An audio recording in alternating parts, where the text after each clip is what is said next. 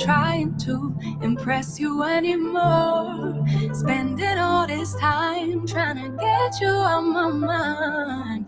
Oh, it feels so good to take you off the pedestal. I don't know what I was thinking. Let it be more than drinking and going back to your place, never to see you again. That was simply delusion, followed up with confusion. That was just substitution for your lonely bed. So that's impressive, how much you're messing with my feelings in my heart. Oh, yeah.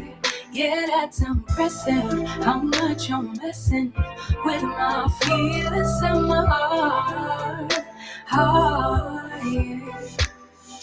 I'm going back to the table, I know they say that I said for the stable friend of mine, 'cause they know all this time that I was out my mind, thinking you were the one, that it was love, feelings were strong. I should've known, I should know. I don't know what I was thinking. Let it be more than drinking and going back to your place, never to see you again.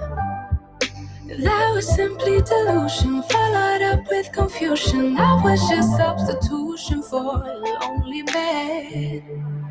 So that's impressive, how much you're messing with my feelings in my heart. Oh, yeah. Yeah, that's impressive, how much you're messing with my feelings in my heart. Oh, yeah. I don't care about, I don't care about, could be good, you fade away. I don't care about, I don't care about, could be good, you fade away. I don't know what I was thinking, let it be more than drinking and going back to your place, never to see you again. That was simply delusion, followed up with confusion. That was just substitution for your lonely bed. So that's impressive, how much you're missing. Feelings in my heart, in my heart. Yeah, that's impressive, how much you're missing. Feelings in my heart. Oh, yeah. How much you're messing with me. How much you're messing with me. How much you're messing with me. How much you're messing with me. How much you're messing with me. How much you're messing with me.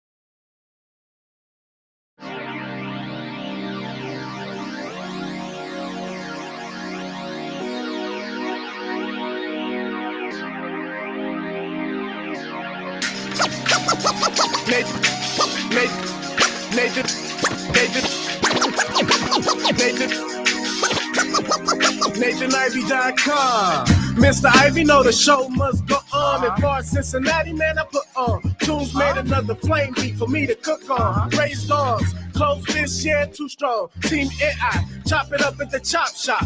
Top notch with the king flow, the hot shot. Cop squats in, listen to the real. Jumping like hopscotch, nobody harder than no, think not. Not only citywide, but nationwide. Superlatives, keep it locked like them Haitian guys. Put the truth in the airways, we talk about it. Brand new like the templates, let's be about it. Who got the info by the AM? Jono be the rapper, got them jamming when they play him. Staying in my lane, they ain't gotta okay him. Who the host with the scoop? Yeah, they gon' say him. Ivy, so superlative like a bag of Drippos. Show you where the bricks at, Cincinnati Reds at. One time where my people at. Team NI where my people at. It's the 5-1-3, yeah, you know the flow. What's the word, Nate? Let them know the show. One time where my people at. Team NI where my people at.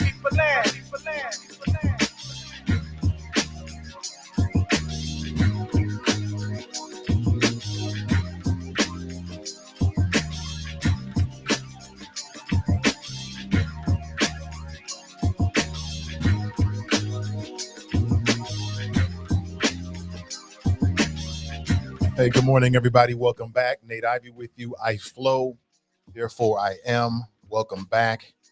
Hope you had a great 24 hours. Let's get into it. On today's show, I plan on discussing many things.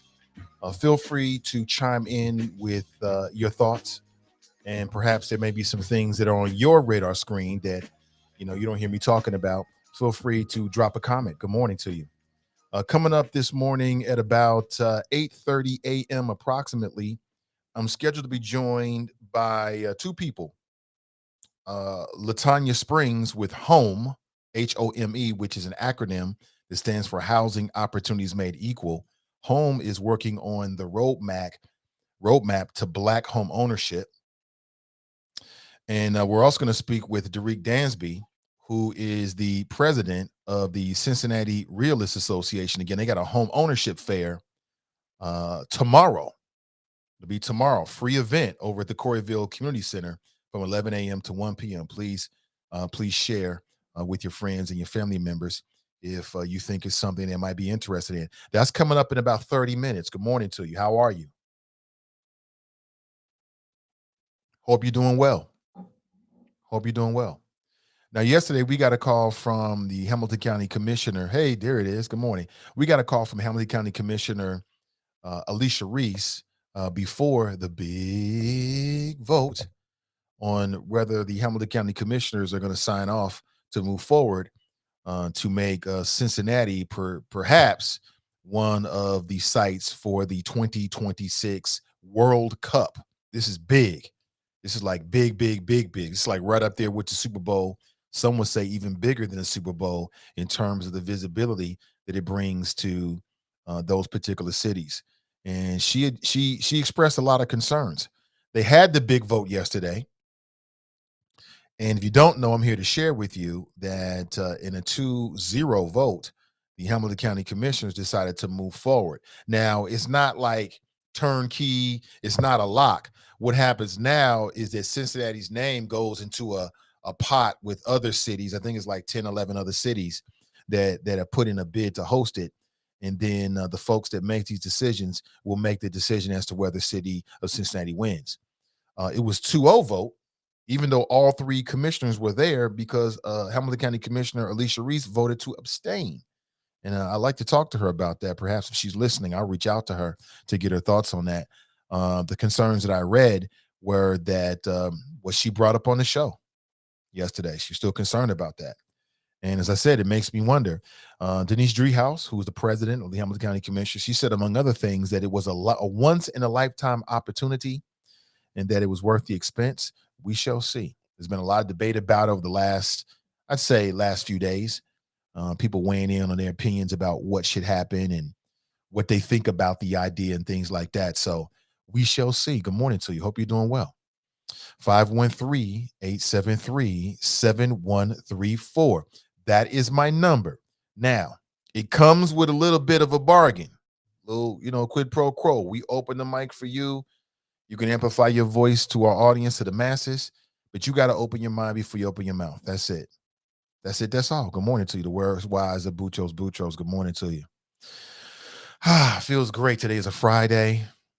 Many of you may even be off today and maybe, looking for the weekend. And we made it together. Great to be with you. That's just the tip of the iceberg. I want to get your thoughts on this Charles Booker campaign ad that some people are saying went too far. Charles Booker is a black man. He got the Democrat nomination. He's running for the U.S. Senate in the state of Kentucky. Would he be the first black man ever to be a senator from the state of Kentucky? I don't know. I mean, part of me wants to say yeah, but I don't know. It certainly would be interesting because he's going up against Rand Paul. Rand Paul, that's right, that Rand Paul. And in his latest campaign ad, and he's been making some getting some clicks, and people have been talking about his campaign ads this season. But in his latest ad, let me show it to you. He is depicted with a noose around his neck. Have you seen this? I'll share a link with you. You can check it out on YouTube. I'm not going to play it. But I do have a still shot and static image that you can check out for yourself. And he's got the noose around his head. He's making a point, which after listening to what he had to say, I think I agree with his point. I get where he's coming from. I get it. But I'll play that for you in just a minute. Or show it to you in just a minute. 513-873-7134. So those be some of the things that we'll talk about on today's show. Like I said, coming up at 8:30, we'll be talking about home ownership and particularly Black home ownership in the city of Cincinnati. There's a lot of smart people who are putting plans in place that can address that. Also, you may have some thoughts about the Hamilton County Commissioners' vote on the World Cup. At this point, the deal is done. It's out of our hands at this point. It's up to the World Cup officials, the committee, to make a decision. If they choose Cincinnati, they choose Cincinnati. There it is. I will say that I disagree with Denise Driehaus. And politicians like to use this big flowery language. She was like, well, this is a once-in-a-lifetime opportunity. Not really, because the World Cup is every 4 years. So this is an every 4-year opportunity. It's not a once-in-a-lifetime opportunity. If Cincinnati can put a bid in now, we could put a bid in 4 years. I think she's off on that, unless there's something I'm missing here. But, people feel like it's worth the expense. My problem with it is that having listened to, and I'm basing this off of what I have read and what I have heard. I have not read the entirety of the 250 plus pages, the documents that were sent to the Hamilton County Commissioners. But we don't know what the expense is, right? It's open-ended. You know what I'm saying? If we are to believe, and I have no reason not to believe what Alicia Reese has said, that once they sign a document, if the World Cup officials have some other expenses, then we on the line. By we, I'm talking about the Hamilton County taxpayers. That's we are on the line. Now, does that all add up? I don't know. I was looking at, there's like a big study. I always do these studies with the big numbers that was put out. And I looked at the study, $449.4 million economic impact and 3,000 jobs for greater Cincinnati. It sounds good. It sounds good, but I have to take a deeper dive into it to really rubber stamp it and say, yeah, those are the numbers. But it sounds good. I mean, Cincinnati getting visibility as a World Cup city, that's definitely got to have an impact. For those who are set up in the city and in the county and in the region to take advantage for that stuff, right? If you're not set up to take advantage of that, it doesn't really make a difference. It's just like in 6 weeks, we're going to have the Black Taste and the Cincy Music Fest and all that kind of stuff. And Black Tech Week will be here. That's going to bring a lot of money to the region. For those who are set up to capture that type of money from those type of events. If you ain't set up already to do, you ain't getting shit out of it. But it is what it is. It'll be good for, where we live and where we come from. But we got an early call. Let's check it out. Good morning. Welcome to the show. Good morning, comrade. I'm an early riser. Yeah. What's up, Black Russia? Hey, what's happening? Doing well, brother. Hey, Golden State ain't doing well this morning. No, I mean, Boston is for real. Hey, they played a perfect fourth quarter. Golden State was in control of the whole for 3 quarters. And that fourth quarter, Boston didn't miss a shot. Yeah, Jaylen Brown That's is what serious. they got to do.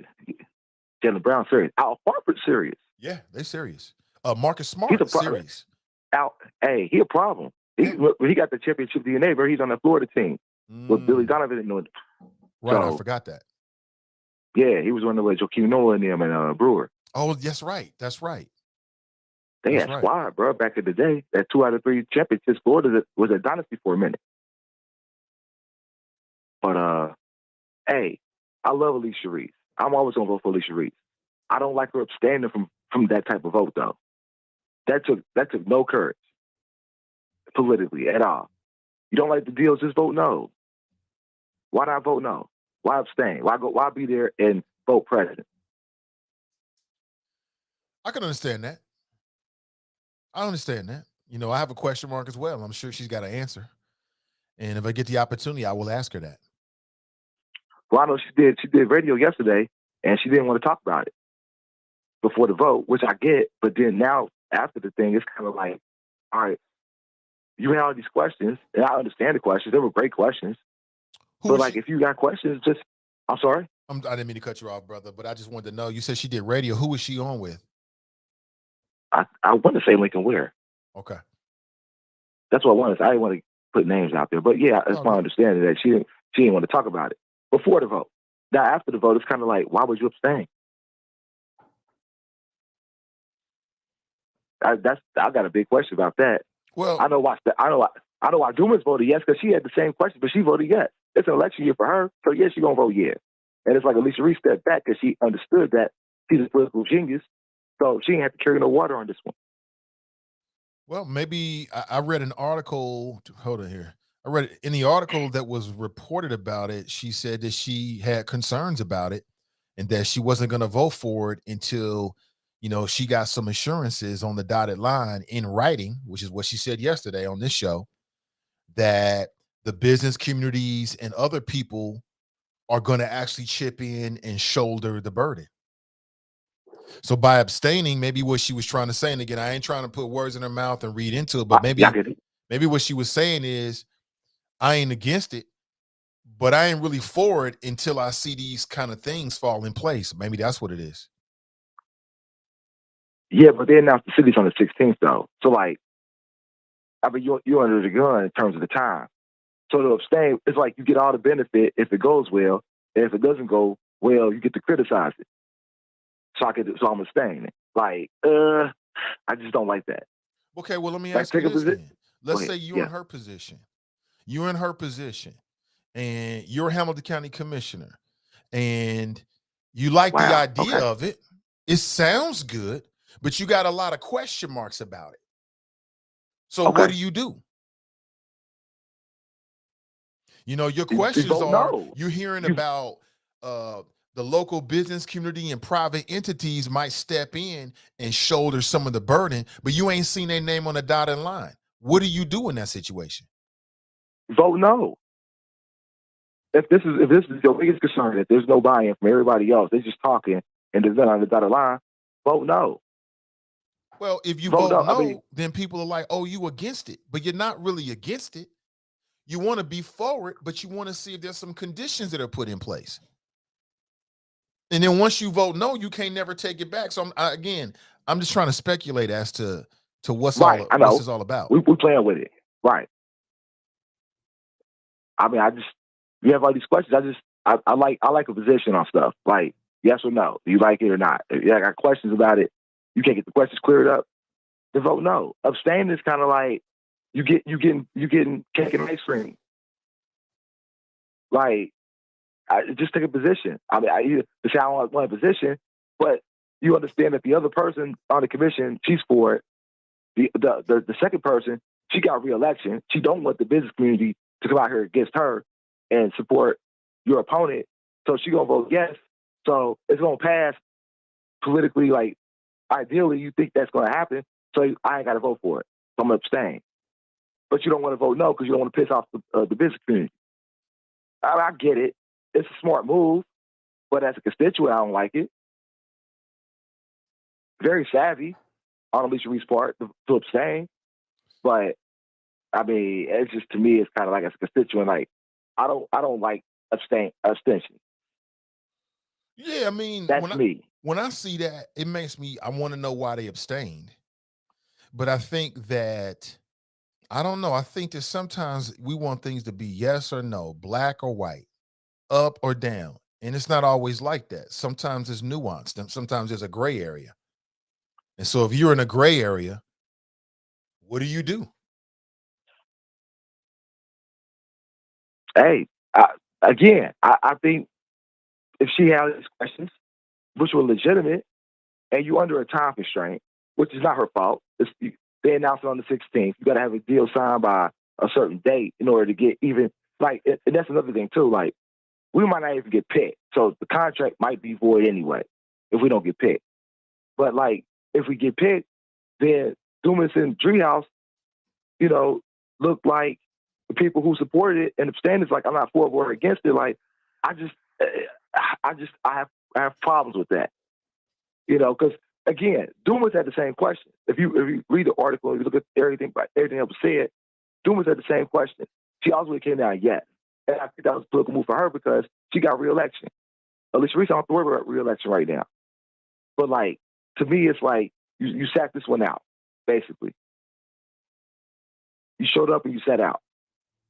I mean, as a constituent, again, I don't like it. I just think you should take a position on it. You like the idea of showing like certain things not being in place, okay, just vote no. Right. I ain't got the assurances I want, you know, so vote no. And take the heat. Well, I think you're right. Like, I think we have every right to question Alicia Reese as to why she voted the way she voted. But I think we also need to recognize, and I've come to realize this, is that the abstention is a stance as well. That's a stance as well. I'm somewhere in the middle. You know, we say you want her to make a decision. She made a decision. She abstained. You know, there was to me that's a no decision. You're not taking a position. You sitting it out. You sit it out. To sit out something that supposedly is going to bring $400 million to the region. To sit it out is like, yeah, it's big question marks about that. I do want to say one thing though. You said we could be in for it every 4 years. No, we can't. It rotates continents. So you get this opportunity probably once every 28 years because it's 7 continents. So it switches. World Cup doesn't just come to the United States. It goes, it's worldwide. So like this year, they have it in Qatar. Yeah, no, it's in Qatar this year. So like, it's going to change, continent. So like, we only get this probably opportunity maybe once every 28 years, which is for some people a lifetime, once in a lifetime. So that language is correct. I mean, think about 28 years from now. You know what I'm saying? We're going to be old men. I stand corrected. Appreciate that. Well, no, you just didn't know. You said not that you would put out bad information. You just didn't know. I watched the soccer stuff. So like, yeah, it rotates continent. That's why like this year is in North America, like Canada, Mexico, United States. We all as North America get to host it. Right. But like it switches every 4 years to another continent. So yeah, we get an opportunity like this. It's kind of like, that's why I'm like abstaining from a once in a lifetime opportunity for the continent, for the city to be on the map. It's kind of like she's tourism and travel. She used to be assistant director of that. Like, I would have thought she would have understood, like, this is like a once in a lifetime deal. To sit this one out is kind of like a head scratcher for me. But that's me. Okay. Yeah. All right, Conrad. I mean, does it concern you though that there seems to be some hidden costs, or you're like, hey, whatever the hidden costs are, it'll be worth it in the long run? For World Cup, it doesn't matter to me. It's World Cup. This is global. This is like, it's bigger than Cincinnati. It's bigger than Ohio. It's bigger than the United States. Like, the whole continent's on shine. It's a worldwide event. Like, this is a no-brainer for me. But, like, if I had these questions that Alicia Reese had, like the cost and all this other stuff, I mean, like, if I ain't got those assurances, I would have just voted no. Like, if that was such a big concern for me, I'd have voted no. Again, Dumas had the same concerns, but she turned around and voted yes because she realized, hey, this only comes once every 28 years. You know what I'm saying? So, like, whatever the cost is going to be for that, we got to just eat that and just see what happens. Mm-hmm. But Alicia Reese, the Is it? assistant director of tourism and travel, didn't take a position on it. Like that's to me, it's like, interesting. I understand. I understand what you're saying. I think you make some fair points. But I like to hear what she got to say, though. Like I said, I love Alicia Reese, but that was a head scratcher for me. All right, brother. Anything else? So has your That's mind it. changed about this NBA Finals? Well, I won't get a sweep, but I know I think Golden State's still going to take it. But Boston showed some heart. I mean, they fourth quarter they came out. So hey, you got to give them props. I read a So I'll just statistic. I read a statistic what'd you read? Yeah. that said that like 70+% of the time in the NBA Finals, the team that wins game 1 wins the finals. It's like 76% of the time. Yeah, that's what I believe. That's that. Usually, whoever wins game 1 does win the finals. I'm not sure if Boston is going to win still. I mean, Golden State still got that championship DNA. That ain't changed. If anything, he's going to probably make them hungrier. But hey, game 2 is a must win for Golden State. To me, they got to win game 2. Oh, it is a must win. Because they got to win though. Because when they go back to Boston, you can expect Boston to win one of those home games. You can expect that. So now you're down 3-1. So exactly. I don't know. And you got to win one on the road too. You got to win in a building at some point. Now that you lost game 1, because Boston just snatched home field advantage. Now they got home field advantage basically. Exactly. Yeah, I thought that it's gonna be a good final. I could see the problem by halftime. I'm like, man, Chef Curry cooking, and they only up by 1, 2, 3, 4 points. That ain't a good sign. Nah, they was hanging. Wasn't nobody else cooking. Like he was first quarter 7 threes. Like he broke the record. Well, that first quarter was amazing. We will see what they are made of. We'll see what they're made of. Like champions, they got that champion DNA. We'll see if they stand up. You know what I'm saying? They being challenged. I love it. So we'll see if the Warriors got what it takes, but we'll also see if Boston has what it takes. Either way, I'm looking for 6-7 games. I just want to be entertained. Well, I think you're probably going to be right on this one because after game 1, it's kind of like they got Golden State's attention. And Jaylen Brown is a problem. He is a problem. Big problem. Jaylen and Jason is cooking, they is real hard to stop. And last night, only Jaylen was cooking. Jason Tatum was what he had, only hit 3 field goals. But what I like about the brothers, he was mature enough to start passing and dishing that rock. You got to know when you don't have it. So, maybe Jaylen Brown steps up and he ascends during this. I don't know. We'll see. I thought the Marcus Smart. Well, you can't let Horford get 26. You can't let Horford get 26, right? He's a smart, veteran, tough player. Like I said, they got a problem in their hands. They're going to be challenged. Like, barring injury, if whoever wins this is going to earn it, barring injury. And I like that. They need Kevin Durant. Be a good one, comrade. I bet they miss Kevin Durant. You said who? Durant. Well, that's Kevin Durant's fault. He walked away. He had to walk away, man. On some levels, you've been disrespected. It's just going to be conflict. So I get it. Hey, well, he at home watching like everybody else. Yes, he is. All right, brother. Thank you for the call. All right, have a good weekend. Yeah, most def.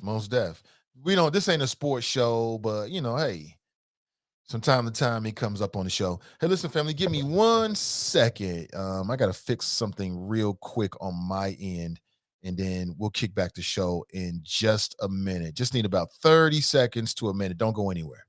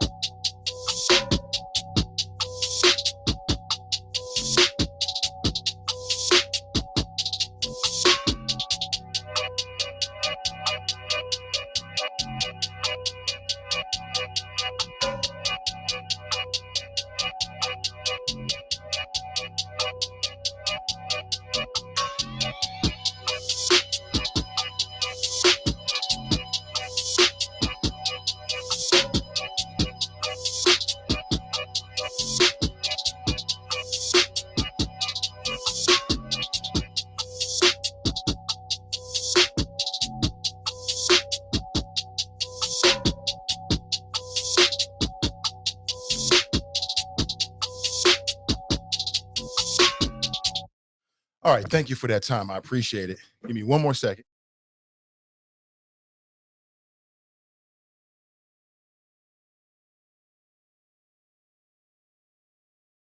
All right, I'm back. So I'm in the middle of talking with Black Russia. As many of you saw, lights go out. So I had to do what I had to do on my end. And during the break, we also got a phone call coming in. So let's go straight to it. Good morning and welcome to the show. Good morning, Nathan. How are you? Hey, Shannon. Good morning. Hey, I just wanted to jump real quick to the homeownership thing because I might have to get off before you get there. Okay. But I just wanted to give a message to people about Black homeownership. I've been a licensed realtor since 2011, and one of the saddest things that I've heard Black consumers say over and over again is, they ain't gonna give me no house. And you're absolutely right. No one is going to give you a house. However, there are qualifications to getting a mortgage and being able to purchase a home. And when you meet them, you too can purchase a home. Everybody deserves home ownership. Everybody deserves the same opportunities to purchase homes wherever they see fit. And it's unfortunate that laws have had to be put in place to make that a reality for Black people and people of color because of discrimination and redlining and other things that have happened throughout history. But at this point in time, even if you qualify and there are still issues or concerns, there are so many different ways that you can fight that. I know you're going to have the lady from home one. I can never remember her name, but she is incredible. But again, I just want Black people to know, like, it's your right. You deserve it. So do the things that you need to do to qualify, because yes, no one is going to give you a home, but you can have one, and you're welcome to it like everyone else is. Yeah, excellent point. Her name is LaTanya Springs. Is that who you're speaking of? Yes, that's her. Okay. Yes, she does great work and does a hell of a presentation. So the people that you've heard express that thought, like, oh, they ain't gonna give me a house, or have these people made the necessary steps to make sure they qualify? Like, what's been your experience? Yeah, some of them have. They just don't realize that they have. And then some of them don't even realize that there are qualifications. That's their mindset. And whether it be something that has been passed down through their family or generations, whether it be their perspective or mentality about Black people, it's almost like a slave mentality, if you will, that they're just not supposed to have it, which again is very sad. But some don't even know what those are. You know, they aren't aware of their credit scores. They aren't aware of their debt to income ratios. And then some people have money, but they aren't aware of the other things. So sometimes it's just lack of knowledge of what the qualifiers are. And sometimes they know that those things are involved, but they don't know to what extent. Okay. Hey, Shannon, thank you for the call. I appreciate it. Thanks, Nathan. Have a great day. You too. That's Shannon. I call her that because that's her name. I guess that's her name on Facebook, but that's what comes up when she's in a chop shop. Hey, good morning to you. So as I said, we have LaTanya Springs from HOME, HOME, which is an acronym that stands for Housing Opportunities Made Equal. And she's scheduled to give us a Zoom style call into the show this morning, so she'll be able to see her here on video, along with Derek Dansby. And we spoke with Derek Dansby earlier in the week because they've got a home ownership fair coming up tomorrow. It is tomorrow, and it's free. It's at the Coreyville Community Center. That's over at 2823 Eden Avenue. That's in Cincinnati, Ohio. That's just like 2 or 3 blocks from the University of Cincinnati if you're trying to like mentally figure out where it is, if you're familiar with the Cincinnati area. Zip is 45219. It's from 11 a.m. to 1 p.m. And the folks over at the Greater Cincinnati Realist Association are putting this on. And as I'm looking at it, I think I got both of these folks backstage with me. So I'm going to bring them on the screen right now and say good morning. Yeah, good morning, folks. Good morning. Good morning, Nathan. Good morning, Good LaTanya. morning. It's good to see both of you again.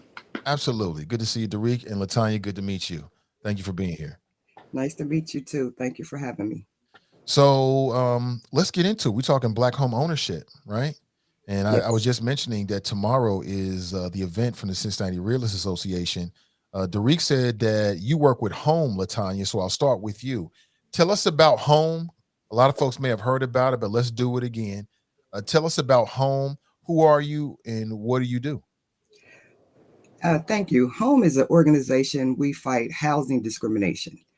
And we have been around since 1968. Home basically became in existence after Dr. Martin Luther King was assassinated. And we do have a tenant advocacy program where we basically help people stay in their homes. We fight the tenant landlord concerns. We have an education and outreach where we go out into the community and basically explain what their rights are when it comes to renting, buying homes.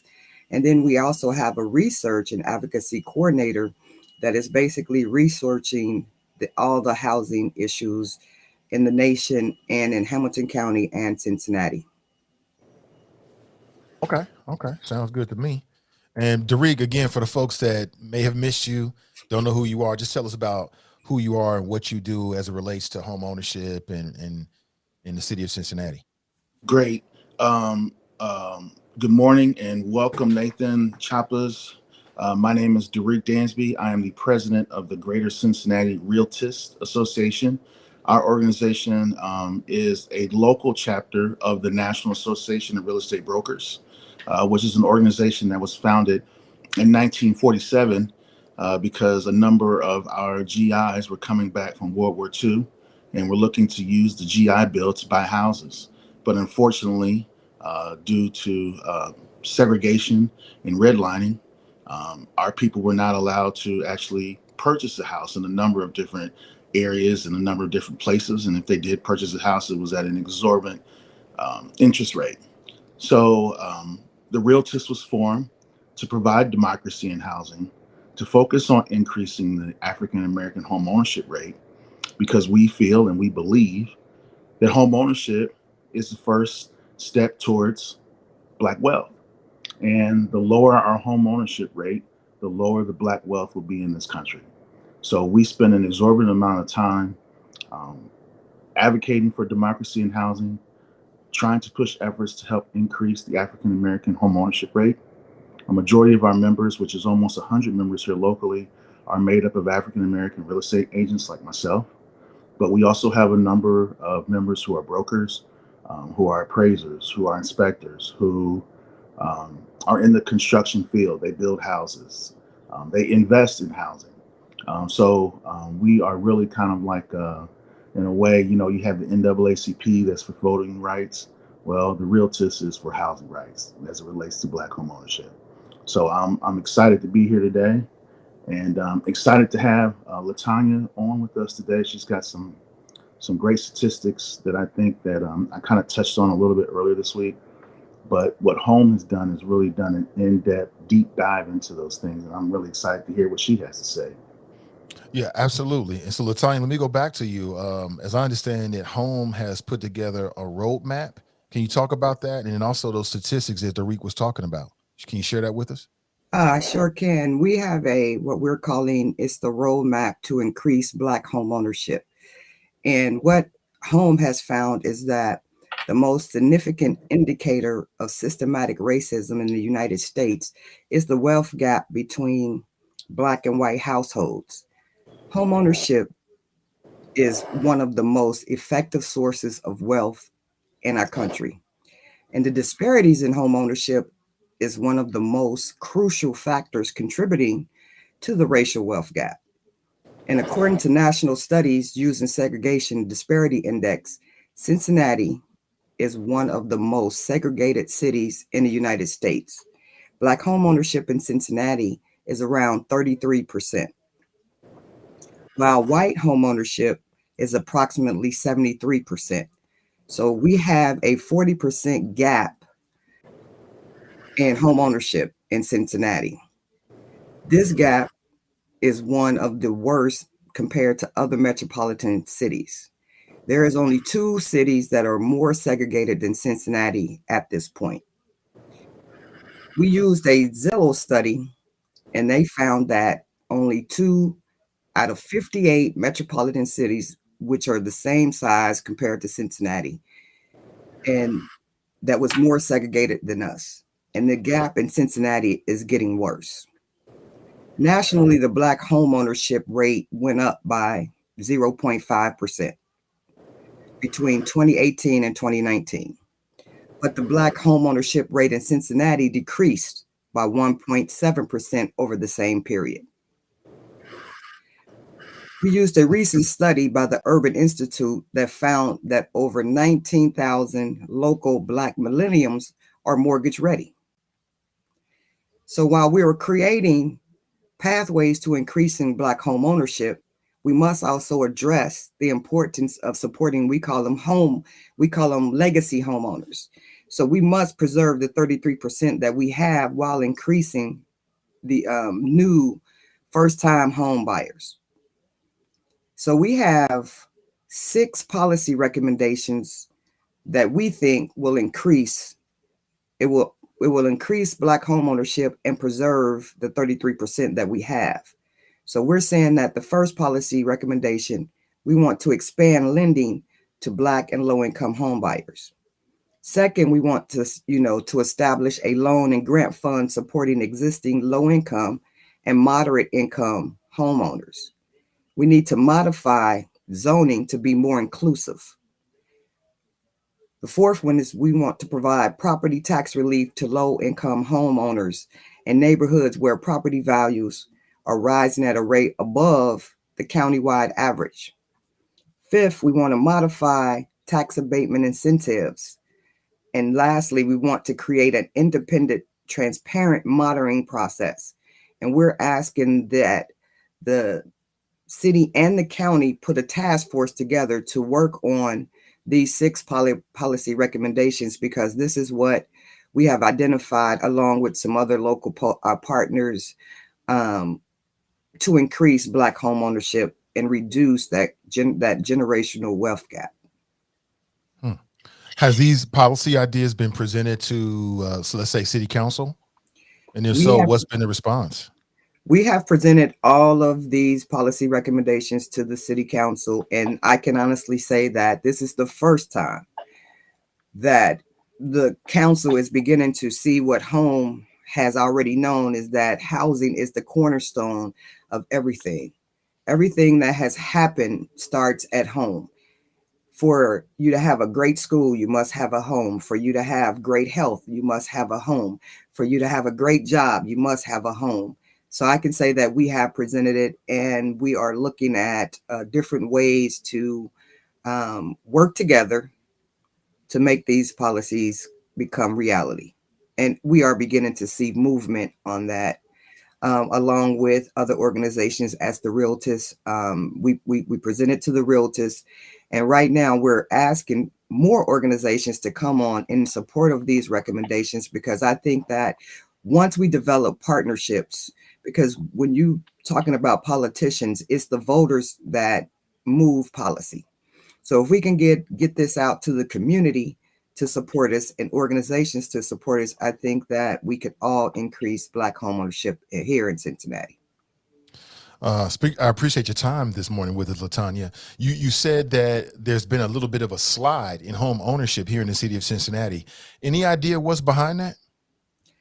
Well, we said that it's systematic. We have systematic racism, we have internal racism. So we have to, look at housing on a broad spectrum. I can just tell you that what we're seeing is that, like, I'll give you an example, the tax abatement. Tax abatements are generally given to new developments. And what about the homeowners that have already had their properties? So there is a lawsuit against the city of Cincinnati right now trying to overturn just that policy. Yeah, saying they're racist practices, right? I Yes. do. It doesn't get popularized, but I am aware that lawsuit is out there right now. And then one of the other things is that we're looking at different ways to increase Black homeownership. Sometimes we have to look outside the box. I heard when I first came on, you had a caller on that was talking about the Black community not understanding all of the things that needs to happen to buy a home. So we're asking for increased funding for housing counseling so that we can get our community up to speed with what needs to happen to prepare you to purchase a home. Yeah, there's a lot of myths. I mean, even in my own family, we've had to deal with it where we have folks who felt like, I don't want to buy a home because I don't want to be tethered to it for the rest of my life. And we're like, well, wait a minute, that's not really how it has to work. This is an investment. You know what I'm saying? You got to live somewhere. You're gonna pay, you're gonna pay rent or you're gonna pay a mortgage, right? And if you're paying a mortgage, then theoretically, if you decide to sell, you can take some of that equity with you. Is that part of the barrier as well that you've seen, Derek and or Latan? You can chime in, with our community, like people just not understanding like what that really means. Yeah, and there's a number of myths around what it takes to become a homeowner and really what it takes to get a mortgage loan, which I think one of your callers, Shannon was talking about, that it's not as difficult as people may try to make it out to be. You don't have to have 20 to 30% down to buy a house. So I think that we need to educate ourselves and our community about the benefits of home ownership and the process, similar to what Tanya's talking about. But I want to go back to something that Tanya said, a stat that she said that I don't know if people are truly understanding the magnitude of the stat of what she said. She said that our home ownership rate is 33% in 2022, and it's down 1.7%, which is lower than the national average, which is already a 0.5% down in itself. So I want you, Nathan, in the chop shop, and everybody who's listening on this call to understand one thing. If there's anything that you understand, anything that I hear from this call, we as African American people are in the midst of a housing crisis. If we do not find a way to fix this situation quickly, by the time we get to 2030, the Black home ownership rate in the city of Cincinnati will be 25%. That means that 1 out of every 4 citizens in Cincinnati will only be Black homeowners, where we were much, much higher. We were in the mid, close to 40% maybe a decade or two ago. We're losing homeowners by the day. It is a serious, serious crisis. It requires immediate attention and action. One of the biggest issues that I have as a real estate agent is I do not have enough supply to go out and to show people who are ready, willing, and financially able buyers. I do not have enough supply to show them a house to buy. And what the problem with that we're going to face is that it takes a good 16 to 18 months to create housing, to increase the density.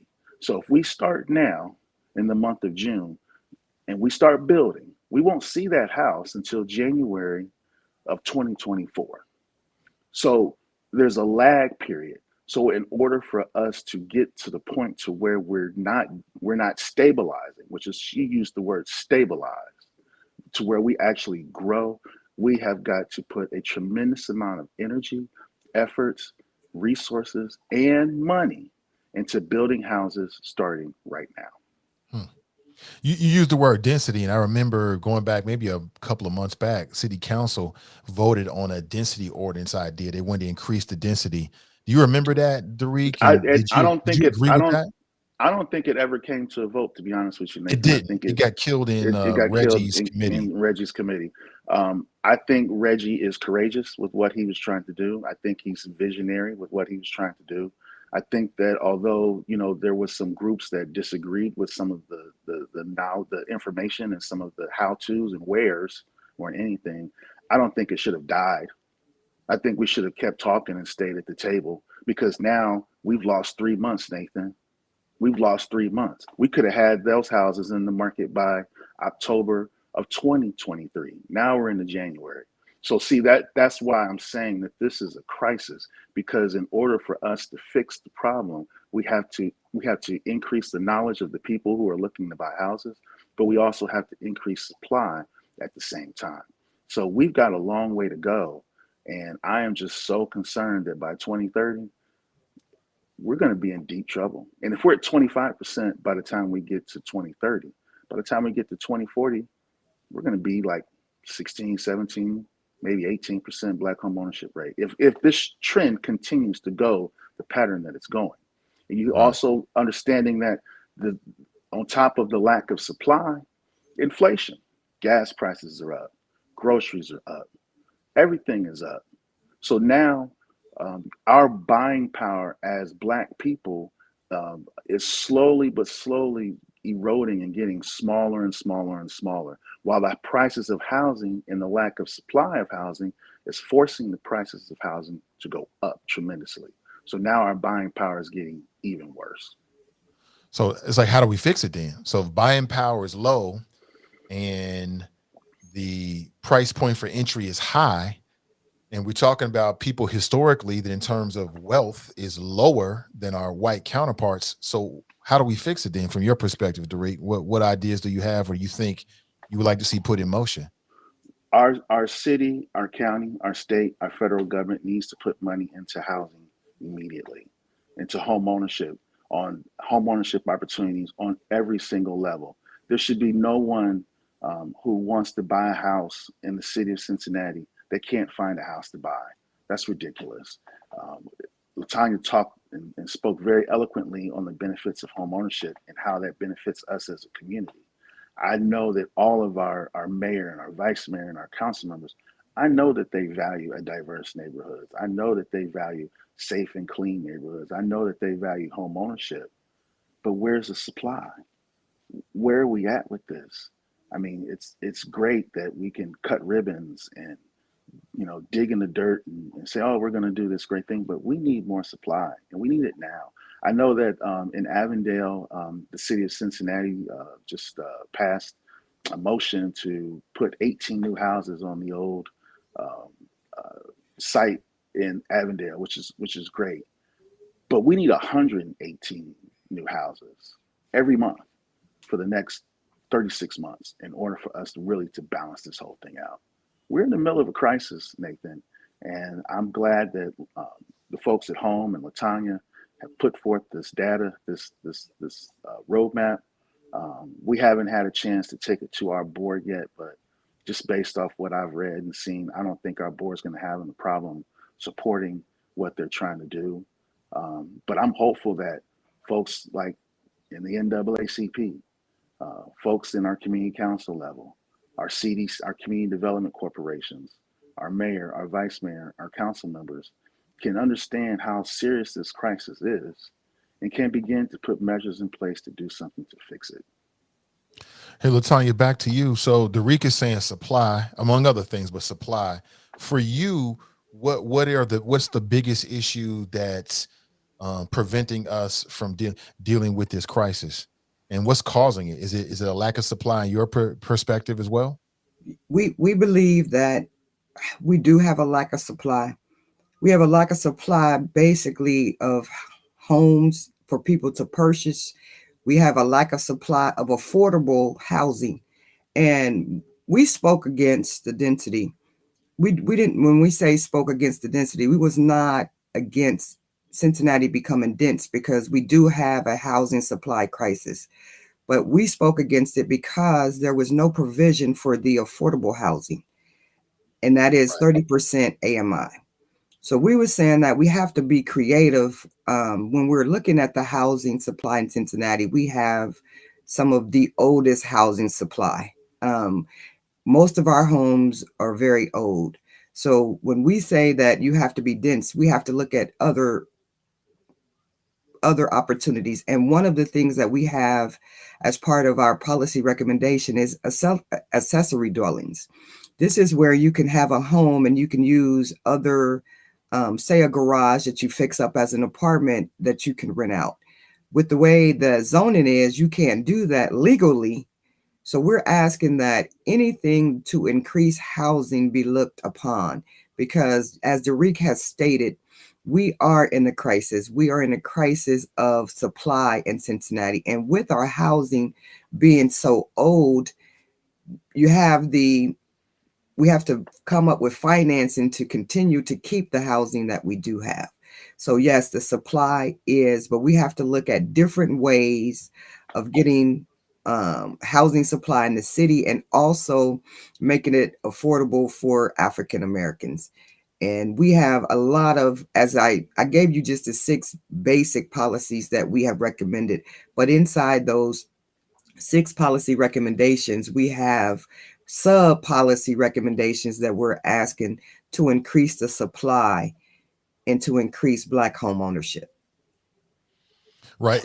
Is the roadmap available to the public? Is it on your website? Like if people want to read it themselves and be educated on your perspective, that'll help inform them when they're interacting and maybe talking with the council members. Is that information available somewhere where I can share it? We don't have it. In 2 to 3 weeks. We will have it in publication. It's Okay. in the draft stages now. As we talked to people, we had to make changes and we had to modify. But give me 2 to 3 weeks and it will be on our website and it will be available. We will publicize it and get it out to the public.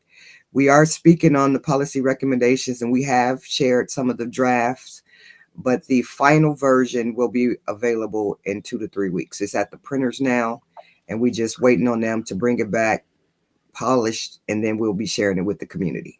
Okay, great. I look forward to it and I'll share it with the audience as much as possible. So, Derek, tell us about what we can expect tomorrow with the home ownership fair. The home ownership fair is designed to do some of the same things that Latanya just spoke about, to get rid of the myths around what people foresee as barriers to home ownership, to educate folks on the home ownership process, everything from getting a loan to writing a contract, to doing a good inspection, to understanding what the title work is and what underwriting is. We will have lenders on site who can pre-approve you for a mortgage right there, so you know exactly how much of a house you can afford. I have lenders that will be there that if you qualify for grants, they will be able to tell you exactly how much you qualify for and how you can use it. We've got Republic Bank, which is actually one of our sponsors. They will be there to do that. One of our other sponsors is GCRA Title. They will talk on the whole title component of things. Home will be there as well. And so if you want to talk more about the roadmap, I think with Tanya, you'll be there, right? Yes, I will be in attendance on tomorrow. So, and we've got some other groups that will also be there. Habitat for Humanity will also be there. We're providing, food and refreshments because it's during the lunch hour. We want to make sure we keep everyone nourished. But more than anything, you'll have an opportunity to meet other realtors who are realtors. So when you get that pre-approval letter and you understand what the home buying process is, that you'll have a realtor that you can look to and work with, who cares deeply about democracy in housing, who cares deeply about increasing the African American home ownership rate. You can identify one, chop it up with one, and work hand in hand with that person to make sure that you are not a part of that decreasing Black home ownership rate that we have right now. That's at 33%. But do something for all of us, for us as a community, to ensure that we can increase that Black home ownership rate and get connected with the realtors who can help you get there. Well, Derek, I really appreciate you this morning. Latanya, it's great to meet you. Hopefully this won't be the last time we talk. It's an open door policy. Anybody doing anything good for our community, it's an open door policy on my show. So let's stay connected. And I may get a chance to stop by tomorrow and check out what's going on. So I'll get a chance to talk with you both again tomorrow. But any last words you want to leave with the audience? I would just like to say thank you for allowing me to come on and letting the community know that home is here in support of the community. And you can always, contact me if you have any questions regarding housing. I am at 513-721-HOME. Awesome. Thank you, Nathan. Thank you, Chop Shop. I appreciate you all listening in and helping us spread the word about the housing crisis that we have right now. Please come out tomorrow. Join us anytime between 11 a.m. and 1 p.m. at the Coreyville Recreation Center. We're excited to team up with Home on this project and other projects, including the roadmap moving forward. as well as our other partners at GCRA Title and Republic Bank and Habitat for Humanity. And as we continue to build and grow this community, we just need to know that Black wealth is important for us as a people, and home ownership is that first step. Well, I bid you both a good Friday, and I'll connect with you both soon. Thank you for your time this morning. Thank you. Yeah, most def. That's Tanya Springs with HOME, HOME. It's an acronym, and also Derek Dansby with GCRA, again, another acronym. And I love it. I love it. You know, again, I keep saying it. I prove it every single day. I mean, anything that's about us, that's going to move anything that in general is going to move Cincinnati forward in a positive way, I'm with the business. And specifically anything that's going to move our community forward, I'm with the business. It's an open door policy. Just let me know. We'll make the time for it. So I 100% agree with what they're saying about home ownership, and they're here to help. They're here to help. So again, I'll put the graphic up again if you're interested. And take a quick little break. It's the top of the hour. We'll come right back with more superlative flows on people, politics, and pleasure from one man with one mic. It's the Nathan Ivey Show. Don't go anywhere.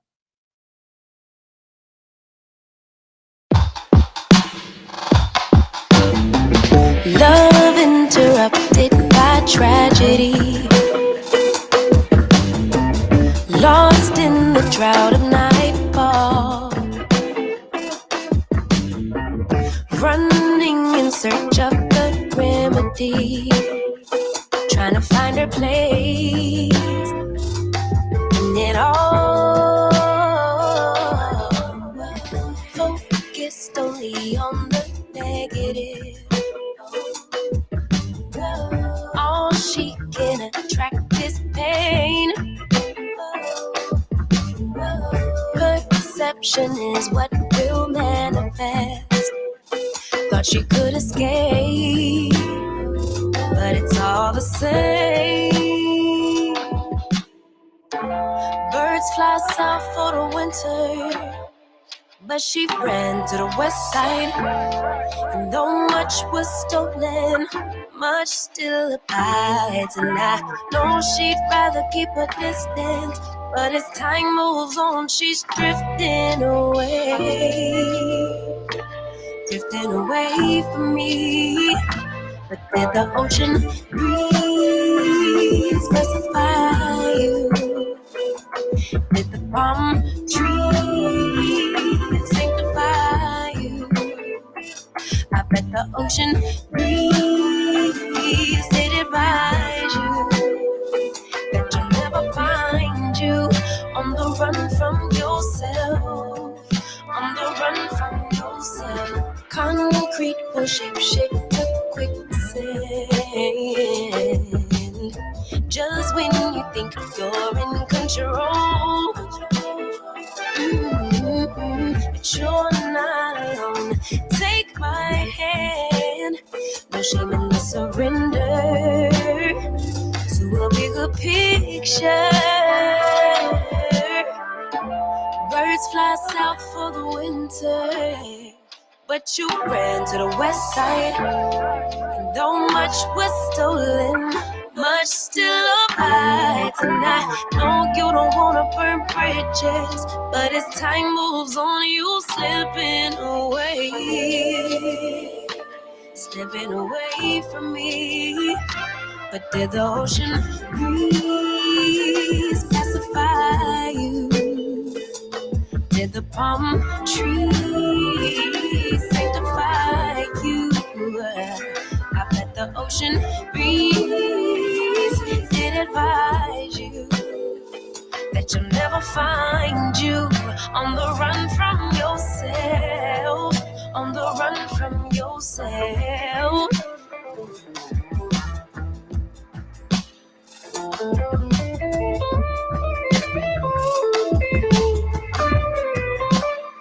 You thought the grass was greener,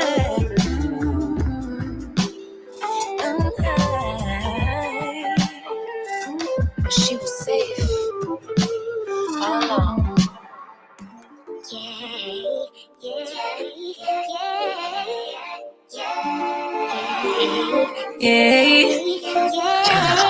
Bad little flex, she wanna know me. I stay low key, all gas, no brakes, baby, let them hoes sleep. Body on 10, make your girl OD. I get in my way, never out of my lane. Feel like you the one and I'm on one. So what it's gonna be? Baby, squad up, we finna go deep. Riding on a team, got what you need. Baby, won't you keep me company? Give me something to do when I get lonely. I got something for you when we get home. If you let me put it down, when I hit the town, you should lie on me. Keep your eyes on me. On try, baby, I think you should side with me. Stay solid one time if you lie with me. Just promise you never lie to me. Keep the moves on tuck. I know it's all up. Everything good. Keep the vibes on crush. I know it's all good. Know it's all love. Know it's all love. Good morning, everybody. Welcome back. 513-873-7134 if you want to share your thoughts this morning. And many thanks to my guests, Derek Dansby and Latanya Springs. Derek Dansby is with the GCRC. Say that correctly? I think I did. GCRA. And Latanya Springs is with Home. Appreciate them coming in and talking about it. We'll be looking for that roadmap. They got some policy ideas. That's great for the public because now, like if you get the idea and you like it, now you know what to present and what to say when you're talking with your representatives. You know what I'm saying? They don't have all the ideas. If you think it's a great idea, then now you know what to email them, or when you go to council, or if you're talking with council, you know what to say. And speaking of going to council and talking with council, we got a brother on the line who he seems like he goes to every city council session. We got brother Stefan on the line. Hey, good morning, Stefan. Welcome. Good morning, Nathan Gray. How you been doing, brother? I can't complain. Thank you for holding, and welcome to the show. Man, thank you for having me. Good morning to some of y'all real Facebook watchers. Some of y'all other ones, y'all know what to do. But brother Nate, what I was hearing this morning, I tuned in on your page and on your show. And first of all, it start with us. It start with us, brother. We so-called complain about our work, our job, but you complain about something on a Facebook page, on your Facebook watchers. You got time to comment, but you don't have time to come to City Hall to press your issues about your people that's being treated badly on housing and different other issues. We have excuses. You want to comment, misinformation and all that. They saying, you know how your haters always say that. The young lady know who I'm talking to on your page, but I don't worry about that. My haters are my motivators. I respect people's jealousy. But we got to do the work for our people. If we pack City Hall, brother, we will make a difference and make a change. Because we have the Caucasians come down there with suits on and get what they want every time they go down there. I see it with my own eyes. So first of all, that density zoning is a bad move. That's not for black people. First of all, Jeff Pastor started that when he was in council. It was called overlay housing. That's what it was called. He's a Republican, but who comes and take it over? Reggie Harris. He's a Democrat. So what's the difference? You just changing one label to another label and changing the name of the zoning, changing the zoning to put different complexes in. And them complexes going to look like Oakley Station out there in Oakley. You see them houses out there, how Oakley Station look? Yeah. Brother Nate? Yeah, I'm here. You ever seen how them in Oakley Station, you see them housing out there? You had to see out there by the show. You ever saw how they look? Yeah, I'm aware of it. Yeah, I think I know what you're talking about. Well, out there with Oakley Station by Crossroads, them houses out there is for for white people. I was the Amazon driver. I dropped dropping off packages. Brother, you can live in a hallway. That's how luxury the hallway look, okay? So that stuff is not for us, this density zoning. We complain about housing. You ride up and down Vine Street in all different communities, Madisonville. You got storefronts in the front empty. You got above empty. It need to be putting people in them houses. No, it's for the rich people. It's for people with 60% to 70% AMI, area median income. Some of your Facebook watchers don't even know what that means. AMI, they use that lingo, affordable. What's affordable for them is not affordable for black people. See, but they use low income tax credit. See, that don't make sense. You're using low income tax credit, and you're using your housing lingo, affordable housing, 60 to 70%, 80%. Black folks ain't bringing in no $73,000 a year, $63,000 or $53,000 a year. They ain't bringing that in. Some is, some ain't. But them housing ain't for the people that they supposed to help. And then you got the banks. The banks was involved with all this, and they still is involved with it. From the Community Reinvestment Act lawsuit for discriminatory practices, not loaning, not helping black people on their mortgages. They couldn't even refinance their own homes, brother and sisters that's listening. So this is very serious issues that we going through. We rather go to this home in the realtor things at the rec center. What is going to be at the rec center, right? It's going to be at the rec center, yeah, in Coreyville. But we need to be packing City Hall tomorrow on Saturday. Hey, it's open. Yes, it is. Some people, they closed. No, they ain't. They open for this budget hearing. Okay, from 10 to 1. If we pack that joker out and start talking, bro, I went to Madisonville last night to that budget hearing. They got 3 coming up. One Saturday from 10 to 1. Pack that out. Talk to your council members. Y'all going to someplace to talk to a bank or a realtor and all this other stuff and home. They all part of the problem we going through. I don't see none of them at City Hall speaking up for the black people. None. It only be like a handful of people down there speaking up for us. If us always keep commenting on these comments and come down there and speak up, brother, we'll make a change, brother. We'll make a change so differently, man, the whole atmosphere to change, brother and sisters. We got to get serious, but we keep doing this comment stuff. You're part of the problem. All these comments, these negative comments. You're part of the problem. Oh, like I say, one thing about me, Nate, you got me fired up that we listen to the same stuff we hearing over and over again. That people are assisting to our impression that we're going through as black people. They forced the vaccine on you. They doing all this, changing everything. Yeah, okay, we know gas prices high. We know all this stuff high. But we can make a difference. It starts with us. And us is the key. They got this tax abatement lawsuit in. They know what they was doing, old council members. They doing it now. Tax abatement. 15-year tax abatement to these new developers. Yeah. But are they helping the black people, the brown people? No. Like I keep saying, you got all these empty apartments these new developers building.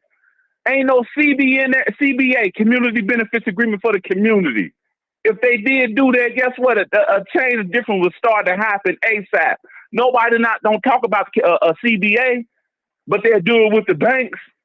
All these banks, Wells Fargo, Fifth Third, they'll do a CBA with them, but they won't do it with these daggone developers, brother. So it's a shame, brother. We have complaints. We always have. But remember this, brother Nate.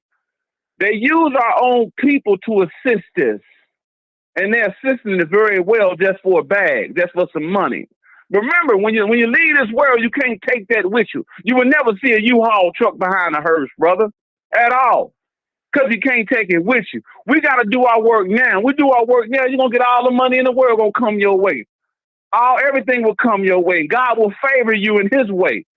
But we keep on assisting this negative energy out here, playing our people, brother.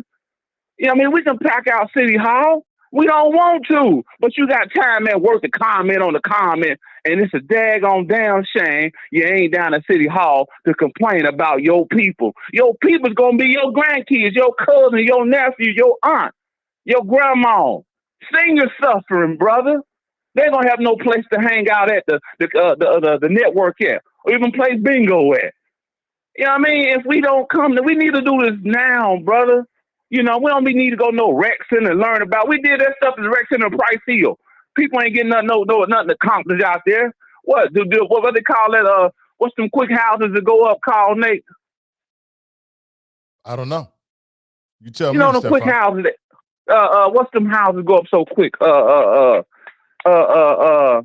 Come on, brother. They call it, them quick houses go up so fast. I forgot what they call that. Dang, them houses go up so fast and they put a family in there real quick. You got to qualify for that. Dang, I forgot about them houses, brother. They just did it for the neighborhood house down there. Down in the, no, not for the neighborhood house. They did it down in the West End, down on Bay Miller. They did them houses. Dang. But anyway, them houses that go up so fast. Habitat. Habitat. That's what they want black people to be in, brother. Habitat houses. That's it. That ain't no wrong. You get that. That's good. But everybody don't want to live in that habitat. You got rules and all that in it. You know what I mean? That's the habitat houses. Right. That's what they doing that. Go to City Hall tomorrow. You know what I mean? Be a part of the solutions. They got a budget hearing. Your same comments that be on Facebook page, your page, the Lincoln Ware page, they need to comment down there in real life to see their face. That we need to show up and show out. We show up and show out, brother. We'll make the whole God. You gonna make God happy. Because our people ain't come together. What do you say? Our people, if we turn from our wicked ways and come to God, we'll see a change. We need to start praying. People ain't praying no more. Yeah, they praying over our oppressors. That's it. They helping the oppression. They praying over that. But yeah, I had to come on your show, brother. I thank you for having me, brother. That's all we got to do is pack them seats at City Hall. You can take one day off at work and find out the schedule. Yo, they don't even watch this. Some people watch the stuff at City Cable. You know what I mean? And see what's going on. They don't even comment. Some of them do, some of them don't. You know what I mean? A long time ago, brother Nate, down at City Hall, brother, City Cable was turned black, brother, so you can't see what was going on at City Hall. I found out it was turned off. Nobody couldn't see what was going on at City Hall. I got that turned on. At City Hall. No, y'all need to turn these city cables on so people at home, incarcerated people at home, can see what's going on. And I made that happen. Is that making a difference? Hell to the yeah, it is. Because people see it now, like, man, that's just wrong. They keep doing the same old stuff. But this density zone and stuff, they need to dismantle that and throw it away. Because they know what it was all about, building them Oakley stations everywhere. That means you can, if you got a 12 unit, you can build another 12 unit on top. You got a 24 unit apartment building. But black people ain't willing to stand on apartment buildings, man. You can see right now. So we really got to wake up, brother, as the people, brother, because, like I say, banks got sued for all that money. They still play black people. You know what I mean? They're supposed to have made it up with the black community, but they really didn't. They picking the people who they want to use, brother. They got in their circle, brother. They using ones in their circle who to help out with this bank stuff. My cousin got a cereal bar out in Avondale, right there on the strip, brother, in that same road where Zola's at. You been out that way, brother Nate? Yeah, I have. Yeah. Okay, my cousin got a cereal bar. It's in process getting built right now. It's getting fixed on right now. I know exactly where it is. I know exactly where it is. She having problems getting some finance right now, but you got ADC out there and all them guys out there, Russ Harrison, them. Y'all got $20 million from Fifth Third Bank. Y'all need to help that sister. That sister been on the news 3 times, brother. That look bad on them out there, man, if they're not helping that sister. You know what I mean? That look real bad. You know, 20 million Fifth Third said we putting in for black businesses up here to help out, help build their business up and running. She's been on the news 3 times. She need help to go ahead and fix it all up, you know. But you got all the ADCs out there. You got Russ Harris used to work for the city. Now he got ADC, Avondale Development Corporation. All this stuff is a shame. They worry about their riches, brother, but they want to help the community build up their riches and their wealth, their generation wealth. But we got to get serious, brother. We talking about ASAP. The summer's going to get hot, heated. It's getting there. Off this conversation, man, because you're going to hear more of me, brother. This ain't the last, brother. This ain't the last, but we really got to wake up. I'm going to bring you some good news, too, on your show real soon. Maybe give me about a month or 2. We're going to be cool. I'm going to let you know what I did, and if I can do it, guess what? Same people on your page that's watching, always comment, always hating, don't got no encouragement or no enlightenment to help other people. I'm going to show you can do the same thing I did. Same thing I did. Get involved, brother. Get involved, y'all. Y'all listening. I love y'all. And guess what? Y'all can't do a damn thing about it. Love you, Nate. Take it easy, man. Stephon is a mess, man. And these comments, y'all is Jesse like Nate zoned out. I wasn't zoned out. I didn't hear what he said. And I'm like, wait a minute, did he say Avondale? And it took me a second, but I know exactly the space he's talking about. I know exactly about it. I know all about it, actually. I'm very well aware of that project. Uh, one way that I disagree with him is if you are interested in buying a home, you should go to this event.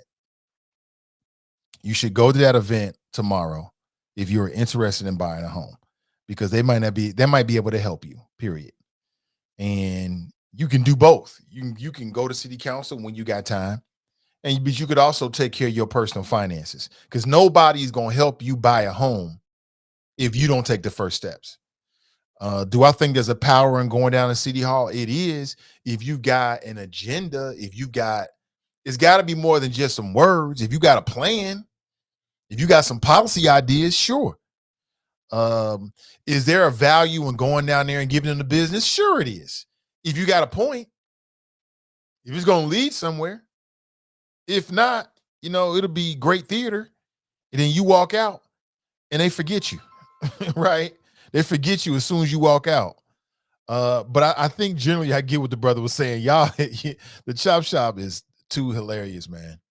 Y'all are hilarious. You a hater, check your pamper. Y'all funny, man. Yeah. Where and what time is the event? It's tomorrow from 11 a.m. to 1 p.m. at the Coreyville Recreation Center. And you're going to have realtors, you're going to have banks, you're going to have people that have grants. You're going to get a lot of information about the whole process on buying a home. And then specifically, they're trying to help Black homeowners. So find out what's going on. 11 a.m. to 1 p.m. is a home ownership fair. So just imagine what that means. That means they'll be set up in different booths. You just walk around, talk to people, get that information. And everybody is not built to go down to city council and give them the business. You know what I'm saying? That may not be the way that you help. You know what I'm saying? Like Steph with it. That might not be you. And that's okay. That's okay. You might help in another way. You might get involved in another way. See, I understand that. But it's completely up to you. Let's go back to the phones. Good morning. Welcome to the show. Good morning, Nate. What's going on, brother? Hey, what's up, Daryl? Good morning to you. Welcome. Hey, real quick. You gotta love that brother's passion, man. Right. Yeah. I mean, yeah, the Chop Shop, they can be brutal. But what I was gonna say is, and I was trying to point out to him in the chat that, everybody, number one, can't be an activist and go down and go to, you're talking about packing the place and, in the timing and the right situation, I would agree with that, but it can't be all the time. I mean, people don't have time like that. I mean, they're working. If they have kids, they're trying to spend time with their family. They're trying to remain healthy. I mean, you add all that up, the day is gone. And you're not hanging out in city council for 2 hours or whatever, going over that. Not all the time. I mean, maybe you can drop in maybe once a month or something, but to ask people to be down there constantly, that's a little bit much. Now, what I will say is what you brought up is going to that event that Derek talked about. Now that's what you trying to buy a home, or at least position yourself, get the information and learn how to put a plan together to get you to where you want to be.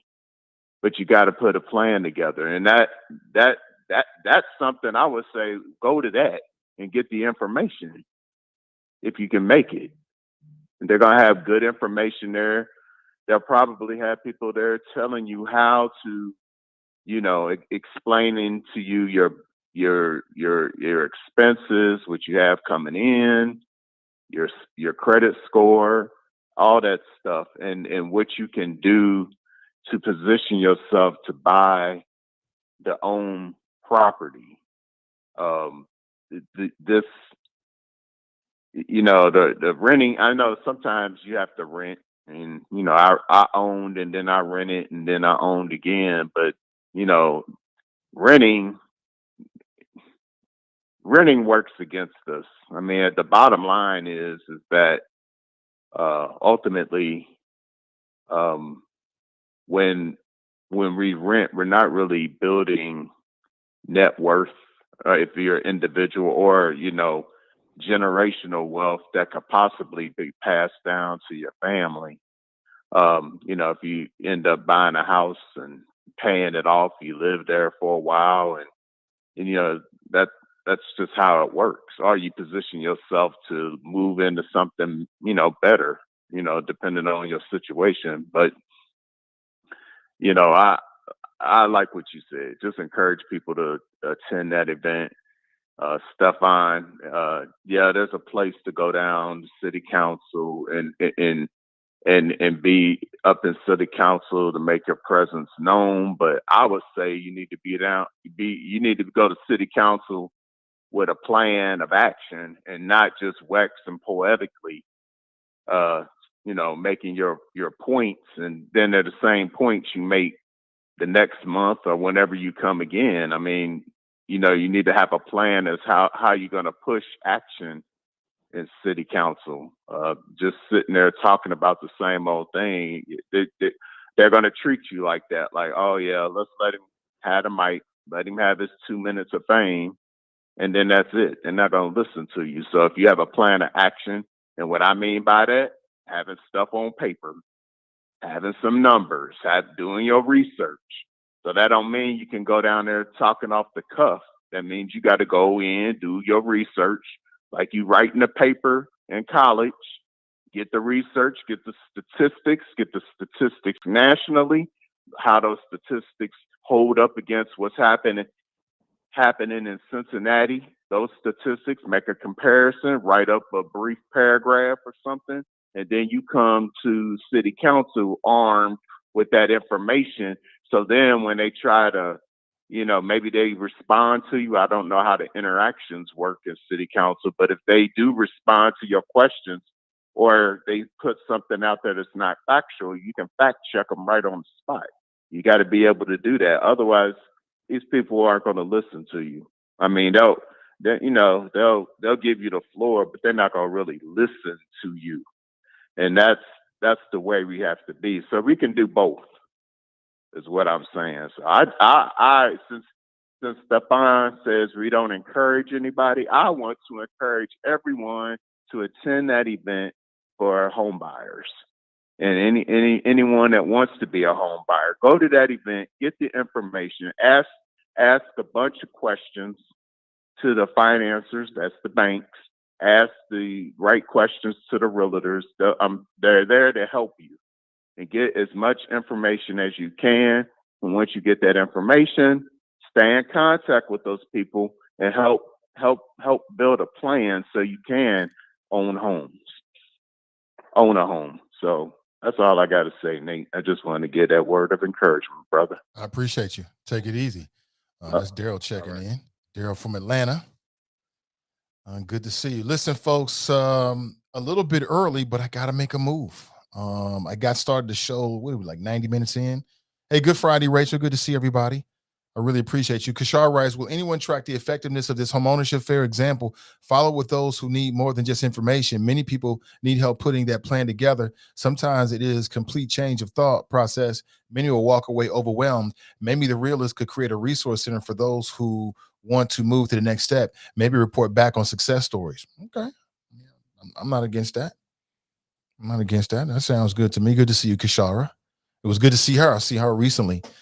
She was at the table. Something new happening here in the city. I hope I wish the best, man. I mean, all the people that's trying to do something positive for the city, and in particular positive for us, I wish you nothing but the best. You always got an ally. Even if I'm not at the table, you got an ally. If it's about something positive that's going to help us live our best American dream, our best lives, help you realize whatever your goals are. I don't know what they are, but whatever they are, as long as something positive, I'm with the business. I hope you're successful in it. And if it's something for us, these melanated people, I am 1 billion% with the business. You know what I'm saying? I'm with it. So a lot of fantastic seeds are being planted here in the city of Cincinnati. Before we roll, though, some props are in order. I want to make sure before I want to do it today too. I don't want to get too far off the show because I love seeing it. Hold up, I'm looking. I'm on a social media site right now because I want to be able to screenshot something for you. Who posted this? Brent, you hilarious. LeBron James next season. You funny for that, man. Y'all funny. Again, many thanks to all the people that help keep the Friends page going. I go there every single day. It keeps me up to date on what's happening. Crystal posted something about Nene Leakes suing her boyfriends. Wait, she's getting sued by a woman. Wait. So she stole some woman's boyfriend. Now the woman is suing her. You can do that. So you in a girlfriend-boyfriend relationship, somebody steals your man as if anybody can be stolen. It's a ridiculous, but I guess whatever it takes these days. Hold up for a second. I'm looking for something in particular. It's all kind of shit happening around the city, around the state, and around the country. It's all kinds of shit just popping off. I mean, we could spend an hour on any one of these things that people have been posting and things that have come across our radar screen here. But hold on one second. I'm looking for something in particular that I want to share with you. I'm not even gonna touch D.L. Hughley anymore. I touched it earlier in the week, so I'm pretty much done with that. More than 20 black staffers leave the Biden White House, causing concerns of a Blexit. I don't know if it's true or not, but it's funny that they use the word Blexit because that's Candace Owens' term, black exit. Now they're telling you to leave one party, but they're not telling you where to go. The implication is very, very loud, though. They want you to be a Republican. I say get in where you fit in. If you feel like the Republican Party jives with what your politics are and where you're trying to go with your life, you go right ahead and do you. Can't nobody say nothing to you. Do you. Hold on here. I'm scrolling for a particular reason. What is this? Oh, man, that's sad. That's sad. I'm looking at some of the caskets of the young folks. Oh, that's great news. That's great news. I'm looking at some of the caskets of the young folks that died down there in Texas. I mean, still, every time I see that story or a story about it, man, I look at my little boy, I look at my little girl, and it tugs on your heartstrings. It really, really does. Because, I mean, they children. And yesterday we talked about a man who shot his doctor.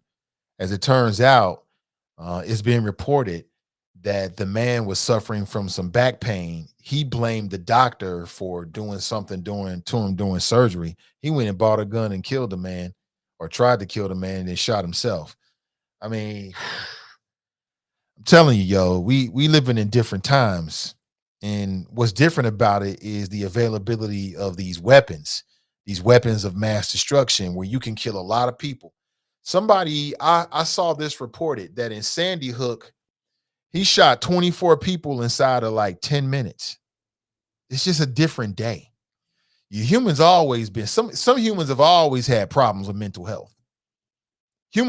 Some humans have always not been screwed on too tightly. The difference now is you can get your hands on some weapons of mass destruction and kill a lot of people in a short time frame. That's what the difference is. The availability of different drugs. Drugs always been around.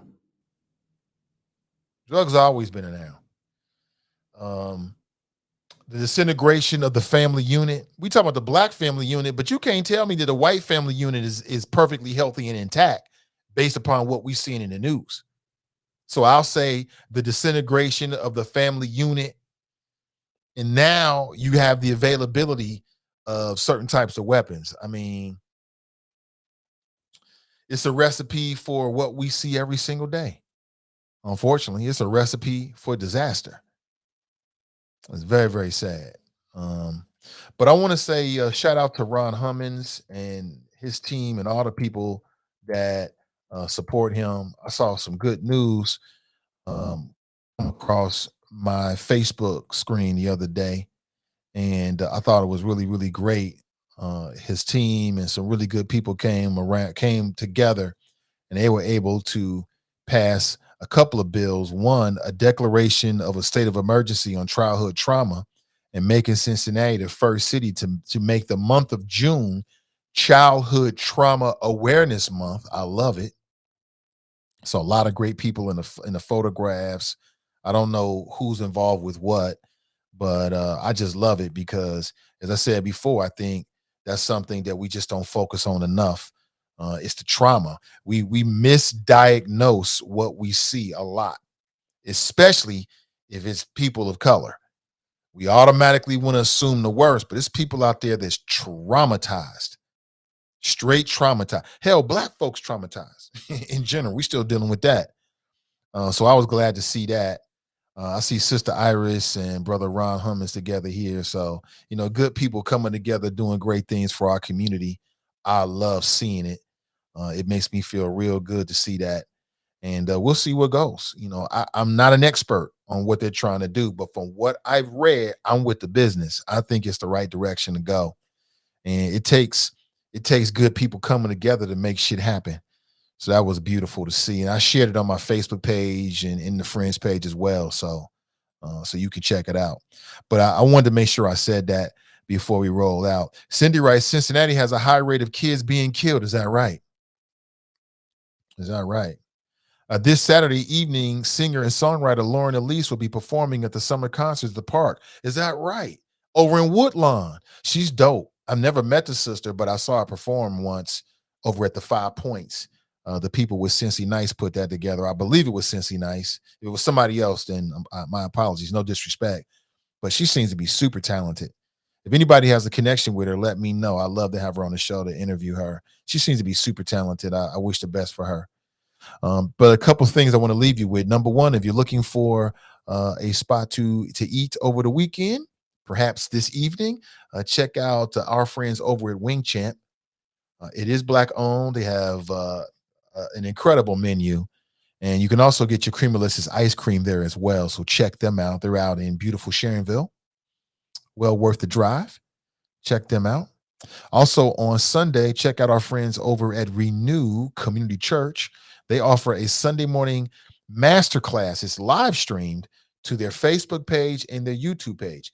Now on YouTube, they're at Renew Community Church live stream. And on Facebook, they're at facebook.com/Cincy Renew, CINCI Renew, hosted by Charlie Wimdern. And this Sunday's topic is keep from losing your mind in a world gone crazy. Learn 7 steps to good mental health. And we talk about this crazy world we live in every single day. So if you're interested, tap in. Also, don't forget, coming up tomorrow from 11 a.m. to 1 p.m., the Greater Cincinnati Realtors Association is offering a home ownership fair. Okay, so I like the way Daryl put it. He said, if you're interested in buying a home, like you're right there, or if you're trying to set the stage, like you're in that process and you're looking on how do you get yourself to the position to buy a home? And remember, family, home ownership has always been and will probably continue to be a necessary building block, a key fundamental block in your home wealth, in your personal wealth strategy. But it'll be at the Coreyville Community Center. That's at 2823 Eden Avenue. And that's tomorrow from 11 a.m. to 1 p.m. Somebody in the chop shop was like, well, how much is it? It's free. It's free. And with that, family, I got to make a move. I'll leave you with our motto. Winners focus on winning, and losers focus on winners. So stay focused and stay winning, and we'll talk real soon. Until next time, I'm Nate Ivey, and I'm out.